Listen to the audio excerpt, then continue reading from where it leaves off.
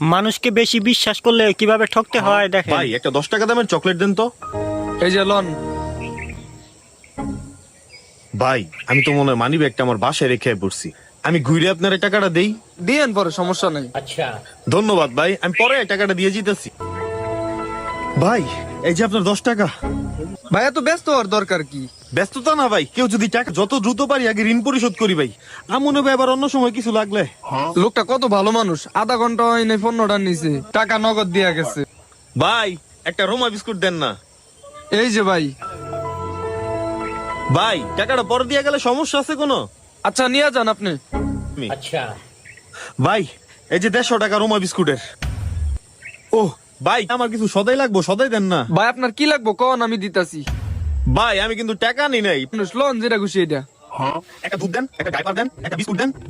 আচ্ছা ভাই আপনি 2টা মিনিট বসেন, আমি সবকিছু দিতাছি। এই যে লন। এই যে ভাই লন ড্রাইভারটা। ধর এটাও ধর। ভাই সব মিলে কত হইছে? ভাই মাত্র 2000 টাকা।